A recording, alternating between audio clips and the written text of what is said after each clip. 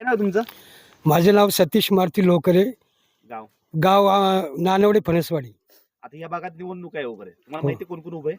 संजय गावारी, हं, सोमा भीमा दाते, हं, अनिता विजय आडारी, हं, बाळू भोईर. हं.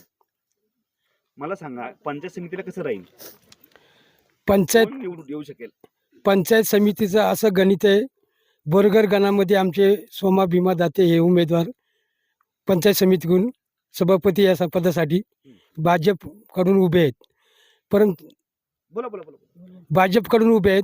आणि रणनीती अशी आहे की आतापर्यंत जे समाजकार्य जे साहेबांनी केले ते पहिल्यांदा सर्व्हिस त्यांनी 37 वर्षे पाणी पुरवठ्यामध्ये केलेले, त्याचा त्यांना फार अनुभव आहे.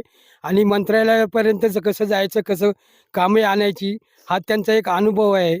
आणि त्या अनुभवाच्या त्या तालाने ते समाजकार्याच्या क्षेत्रामध्ये उतरून आल्यामुळं लोकांना दिसून आले की त्यांचं कार्यक्षम काम चांगलं आहे.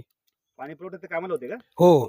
त्यामुळे त्यांनी आले सरपंच झाल्यानंतर पाणी पुरवठा विषय आता हाताळला असं वाटतंय मग. हो, हाताळले. आणि त्यांनी जलजीवनचं काम वाड्या वस्त्यांना आतापर्यंत चांगलं सक्षम पद्धतीने करून दाखवलेलं आहे.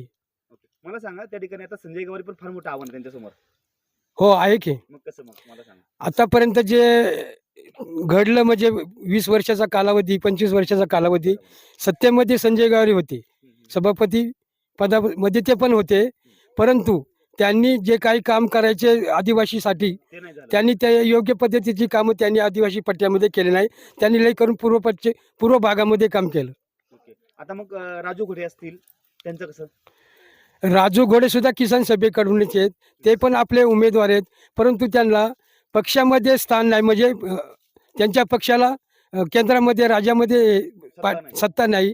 त्याच्यामुळे त्यांच्यावरती विश्वास ठेवण्याचा थोडाफार संभ्रम वाटतो. वाटतं. म्हणून जनतेचा कौल ह्या माणसाकडे जास्त वाटतो. कोणाकडे वाटतं? सोमा भीमा दाते साहेब.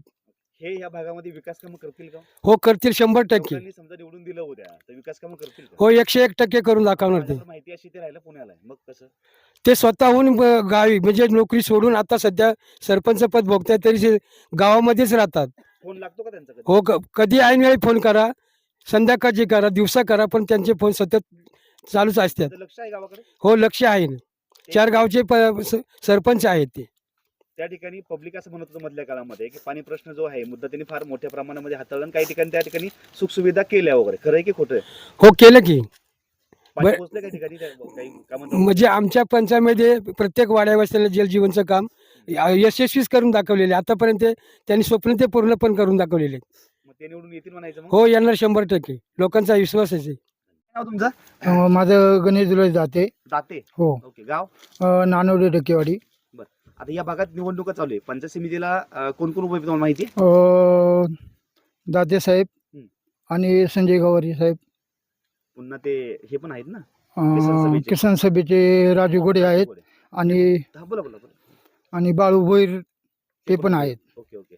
ही जी लढत आहे ही म्हणजे अगदी फार पाहण्यासारखी लढत आहे. याच्यामध्ये कोण निवडून येऊ शकेल?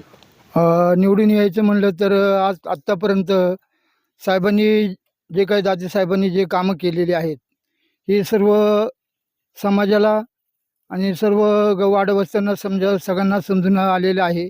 त्याच्यामुळं निश्चितपणाने दाते साहेब येतील अशी माझी अपेक्षा मला आहे. एक सांगा की प्रामुख्याने या भागात त्यांचं काम फार चांगलं आहे. हो.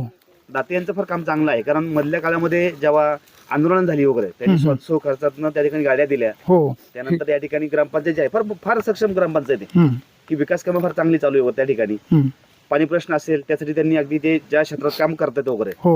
त्यांनी फार मोठे प्रयत्न केले त्या ठिकाणी की हम्म. पाणी त्या ठिकाणी धरणातलं वरती यायला पाहिजे हो. सगळ्या गावांसाठी वगैरे. अवघ्यापर्यंत. हे सगळं ठीक आहे. परंतु समोर जे आव्हान आहे हम्म. संजय गवारी हम्म. त्यांना सुद्धा प्रशासकीय 15 वर्ष अनुभव आहे. हो. काय वाटतं मग निवडून येतील तरी सुद्धा? नाही येणार कारण त्यांनी 15 वर्ष जे काम नाही, केलं. दाते निवडून येतील का मग? हो, जाते येणार निवडून येणार 100% येणार. तुम्हाला प्रश्न मला समजला नाही. 15 वर्ष जे आहे हम्म. संजय गवारी यांना अनुभव आहे. हम्म. त्या ठिकाणी त्यांनी ह्या भागात फार मोठे विकास कामं आणलीत वगैरे हो, हो. पब्लिक म्हणते हं, हं. आणि त्या ठिकाणी दाते साहेब टिकू शकतील का मग? नाही पण पब्लिकने पण विचार करायचा ना.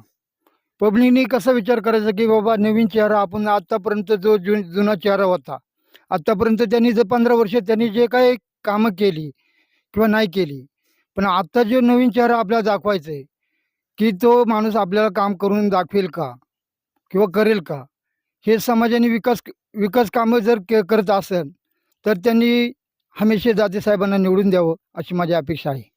दादासाहेब या रेसमध्ये टिकू शकतील, हो, टिकू शकते. येतील निवडून? 100% निवडून येणार.